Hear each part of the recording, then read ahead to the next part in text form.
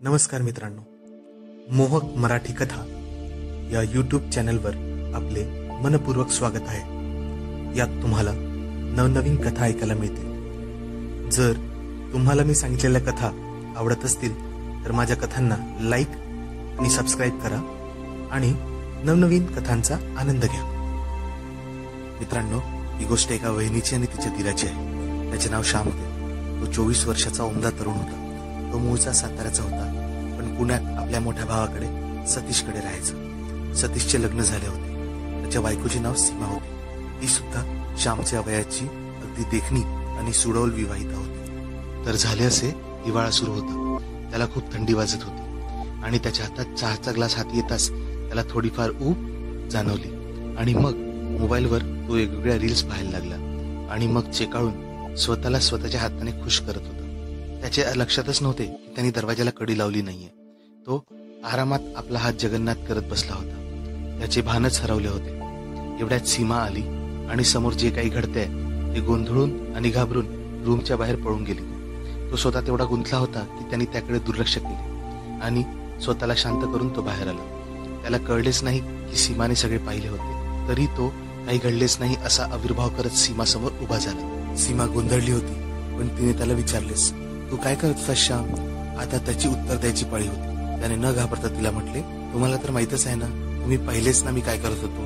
तुम्हाला माझ्याच तोंडून ऐकायचे आहे का? त्यावरती लटक्या रागात बोलली, हो, या वयात हे सगळं होणे मी समजू शकते, पण तू दार बंद करून ठेवायला हवं होतं ना। तू जे काही करत होतास तिचे बोलणे अर्ध्यातच सोडून श्याम बोलला, हो वहिनी, मला कुठे माहित होतं तुम्ही डायरेक्ट रूम मध्ये याल। तुम्ही मला सावरायचा चान्सच दिला नाही हो।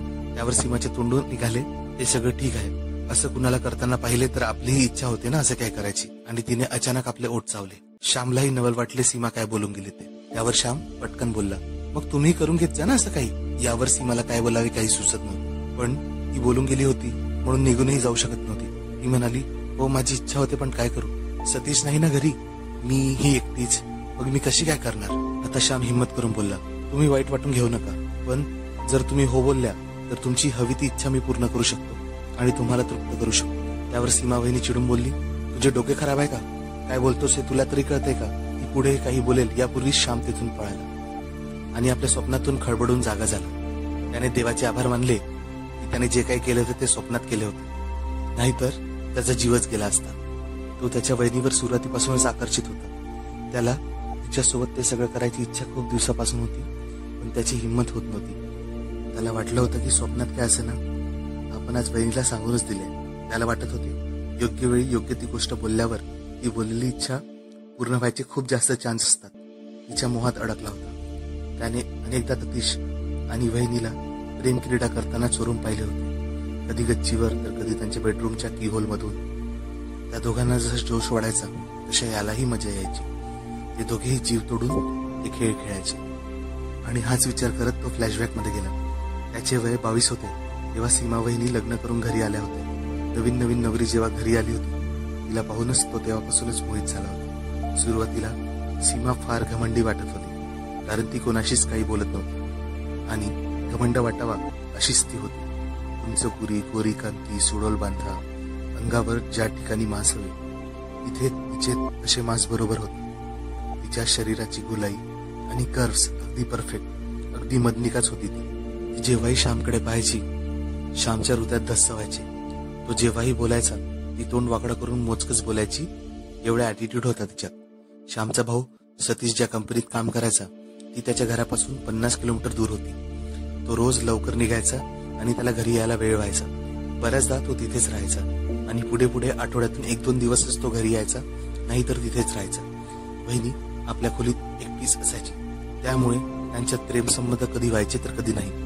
त्यामुळे वहिनीला एकटेपणा अनेकदा जाणवत होता। जेवढ्या प्रेमाची भूक सीमा वहिनीला होती तेवढं प्रेम काही तिला मिळत नव्हतं। एक दिवस असेच त्याने पाहिले सीमा वहिनी उदास होती। मग न राहून त्याने विचारले, काय झालं वहिनी? त्यावर ती म्हणाली, काही तब्येत ठीक वाटत नाही। मग श्याम धावतच केमिस्टकडे गेला आणि सीमासाठी औषध घेऊन आला। औषध घेऊन तो त्यांच्या रूम मध्ये गेला। थोड्या वेळाने श्यामने जाऊन त्यांचा हालहवाल विचारला। त्यांनी सांगितलं त्यांचं पोट दुखतंय। मग आपसुकच त्याचं लक्ष तिच्या पोटांवर आणि छातीवर गेलं। तिच्या अंगात एक लहर उठली, पण कसा बसा कंट्रोल करून तो तुला विचारू लागला, आणखी काय झालं वहिनी?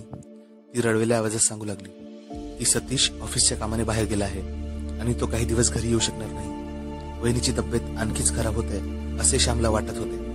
काय करावे त्याला समजत नव्हते. तेवढ्यात त्याला आठवले की त्याचा मित्र राकेश, ज्याचे वडील डॉक्टर आहेत, त्याने लगेच राकेशला फोन केला. काही वेळातच राकेशचे वडील घरी आले. त्यांनी वहिनीला तपासून त्यांच्या कमरेत इंजेक्शन दिले. इंजेक्शन देताना राकेशच्या वडिलांनी वहिनीचा लॅगिन थोडा सरकवला होता. त्यांच्या कमरेखालचा गोरा भाग त्याने पाहिला होता. तो त्यांना पाहतच राहिला. त्याच्या शरीरात एक शिरशीर उठली. काही औषध देऊन डॉक्टर निघून गेले आणि मग तोही त्याच्या खोलीत झोपायला गेला. सकाळी तो उठून बाथरूम मध्ये फ्रेश व्हायला जात होता तेव्हा त्याने पाहिले की सीमा वहिनी तिथेच उभी होती. आता त्यांना बरं वाटत असावं. ती त्याच्याकडे पाहून हसली आणि जवळ येऊन त्याच्या खांद्यावर हात ठेवून म्हणाली, मला माफ कर श्याम. श्याम आश्चर्याने म्हणाला, काय झालं वहिनी, असे काय म्हणता? त्यावर ती बोलली, जेव्हापासून मी या घरी आली सरळ तोंड कडून मी तुझ्याशी कधीच बोलली नाही. तू माझी किती काळजी घेतोस. कालही जेव्हा मी आजारी होते तेव्हा तू माझी किती काळजी घेतलीस. त्यावर श्याम बोलला, त्यात काय वहिनी, खरंच सांगा एवढं काय त्यात? मी तुम्हाला आपलंच मानतो. आणि त्याने विचार केला की सीमा वहिनीबद्दल त्याच्या मनात जे काय ते सांगून टाकावे, पण त्याने स्वतःला रोखले, कारण घाई करण्यात अर्थ नव्हता. आता कुठेतरी तर ती त्याच्याशी बोलायला लागली होती. आताच काही बोललो तर सगळं बिघडेल, म्हणून आता बहिणीसोबत आणखी वेळ घालूया असे ठरवत तो शांत बसला. आणि तसेच झाले. हळूहळू त्यांच्यात मैत्री वाढत गेली. ते दोघेही एकमेकांना आपल्या पर्सनल गोष्टी शेअर करू लागले. वहिनी जे काही काम करायच्या त्यात तो त्यांची धावून मदत करत असे. त्यांचे मैत्रीचे नाते वाढतच होते.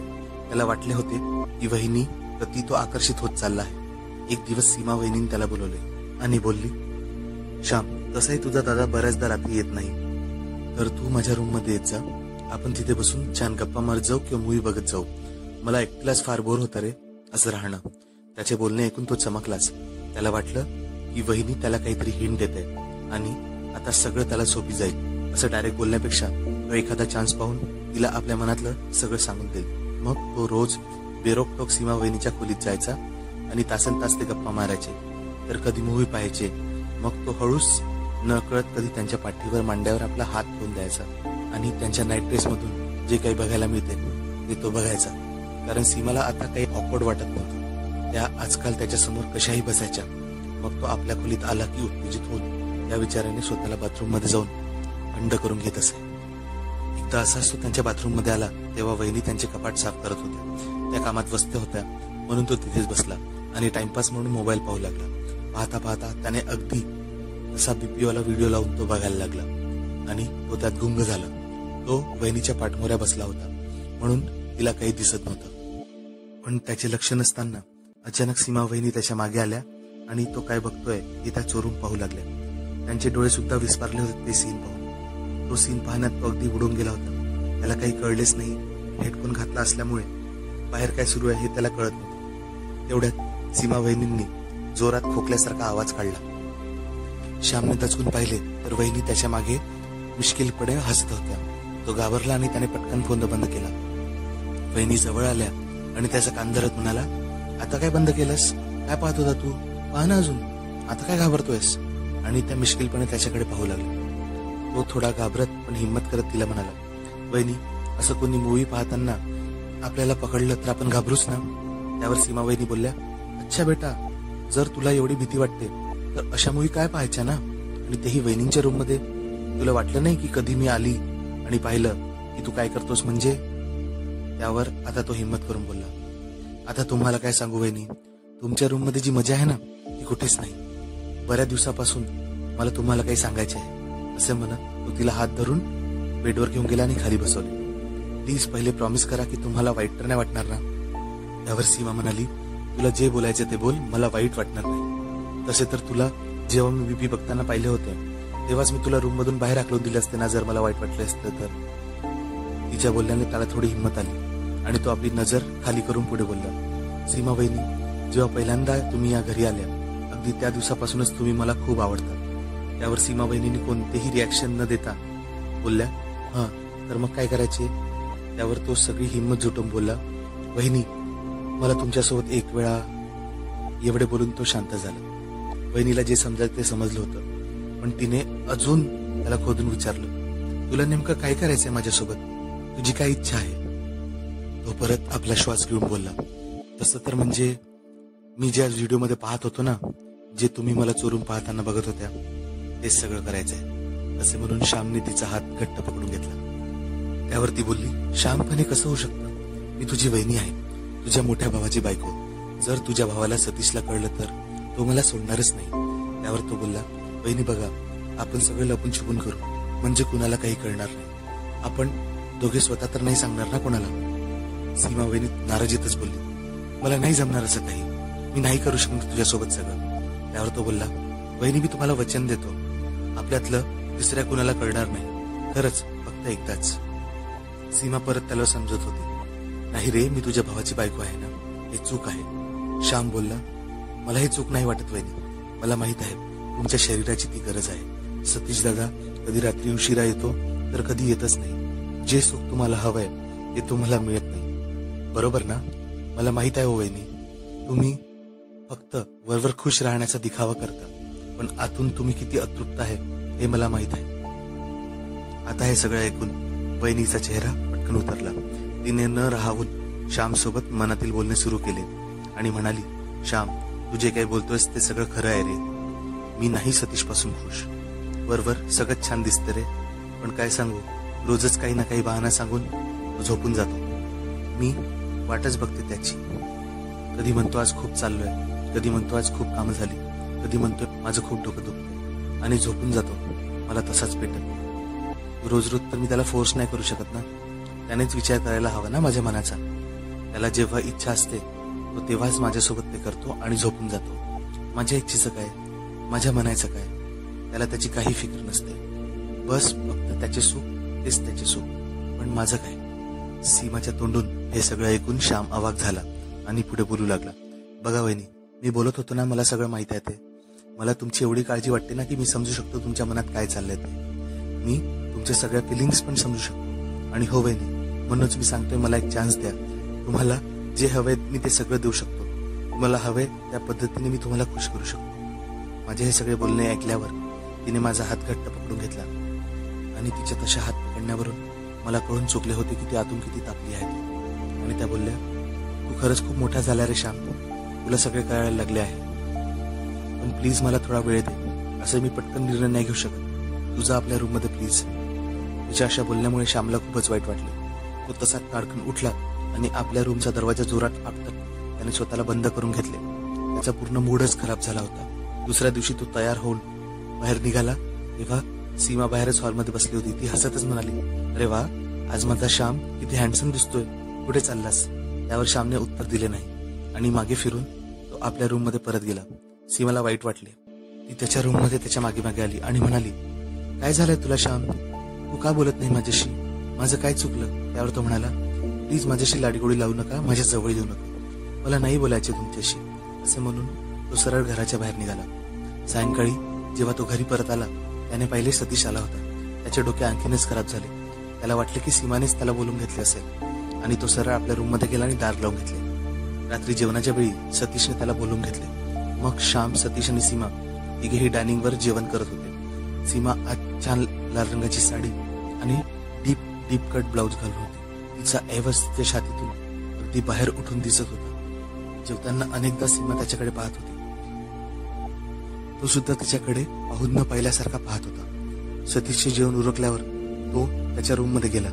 सीमा सगळं उचलवाचल करत होती. श्याम अजूनही जेवत होता हळूहळू. एवढ्यात सीमा त्याच्याजवळ आली आणि म्हणाली, तू अजूनही माझ्यावर नाराज आहेस ना श्याम?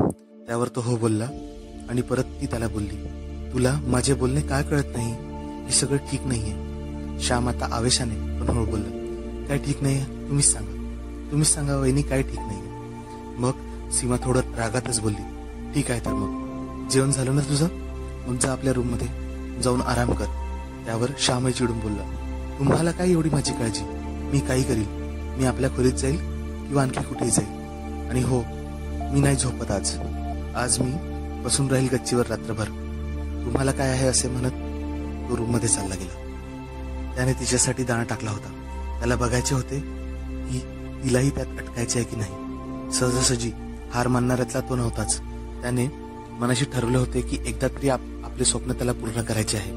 आणि रात्री सगळे झोपल्यावर त्याने आपल्या रूमचे दार जोरात वाजवले, जेणेकरून जोरात आवाज व्हावा आणि कळावे की तो गच्चीवर गेला आहे. तो गच्चीवर गेला आणि तिथेच फेऱ्या मारू लागला आणि पुढच्या 10 मिनिटातच त्याला पायातील पैंजणाचा आवाज येऊ लागला. त्याने मागे वळून पाहिले तर मासळी गळायला लागली होती. तिने दाणा खाल्ला होता. सीमा वहिनी त्याच्या मागे उभ्या होत्या. त्याला आश्चर्य आणि आनंद दोन्ही होते. मग तो गच्चीत एका ठिकाणी कोपऱ्यात येऊन बसला. सीमा वहिनी पण त्याच्या मागे मागे तिथेच आली आणि त्याच्या जवळ बसून म्हणाली, का असं करतोस रे श्याम? माझी अडचण तुला समजत नाही का? त्यावर तो बोलला, काय करू वहिनी, आता मला तुमच्याशिवाय राहवतच नाही. किती प्रयत्न केला तरी सारखे तुमचेच विचार माझ्या डोळ्यात असतात. तुम्ही सांगा मी काय करू? असे म्हणत श्यामच्या डोळ्यातून अश्रू निघायला लागले. त्याचे अश्रू पाहून सीमाचा संयमाचा बांध फुटला आणि तिने सर्व काही विसरून त्याला आपल्या मिठीत घेतले आणि दोघेही जोरजोरात उसासे टाकायला लागले. आता ते दोघेही थांबणार नव्हते. श्यामने सीमावर चुंबनाचा वर्षाव केला आणि सुरुवातीला नकार देणारी सीमाही आता त्याच्यात सामील झाली. दोघेही एकमेकांच्या पाठीवर, मानेवर आणि सर्वत्र हात फिरवू लागले. आता त्यांच्यातील भीतीची, नात्याची, संयमाची सगळीच काय ती बंधने तुटली होती. फक्त प्रेम, प्रेम आणि मादकता हाच काय तो भाव ओथंबून वाहत होता. आणि लवकरच शरीरावरील असलेल्या कपड्यांचे बंधन सुद्धा सुटले. एकमेकांना झोंबाळतच ते एकमेकात शिरले आणि त्यांच्या प्रेमाच्या खेळाची सुरुवात झाली. दोघेही एकमेकावर सर होते, एकमेकांना हरवण्याचा प्रयत्न करत होते. पुढची 15-20 मिनिटे मादक, उच्छादांची आणि सुस्कार्यांची आणि प्रेमाची होती. लवकरच वीज कडकडावी तसेही ते एकमेकात गुंतून शांत झाले. सीमा वेगळ्याच जगात होती. ज्या आनंदाची जी एवढ्या दिवसापासून वाट पाहत होती तो आनंद तिला श्यामने दिला होता. काही वेळ तसेच पडून राहिल्यावर दोघेही भानावर आले आणि एकदम त्यांना आठवले की सतीश घरीच आहे. सीमा आपल्या कपड्यांना पटकन सावरत लगेच खाली उतरली आणि हळूच तिच्या रूमचा दरवाजा उघडत सतीशच्या जवळ जाऊन झोपून गेली. झोपताना तिच्या चेहऱ्यावर एक आनंद होता, समाधानाचा, तृप्तीचा आणि नवीन आनंदाचा. श्याम बऱ्याच वेळ तिथे बसला होता. त्याला काय करावे ते समजत नव्हते, कारण शेवटी त्याचे स्वप्न पूर्ण झाले होते. पुढच्या 2 दिवसांनी सतीश आपल्या कामावर परत गेला. मग काय, लपून छपून चालणारा खेळ आता उघड उघड सुरू झाला. जिथे जागा मिळेल तिथे, हॉलमध्ये, किचनमध्ये, सोफ्यावर, डायनिंग टेबलवर, बेडवर, बाथरूममध्ये सीमा आणि श्याम एकमेकांच्या प्रेमात न्हाऊन निघत होते. काही दिवसांनी सीमा गरोदर राहिली.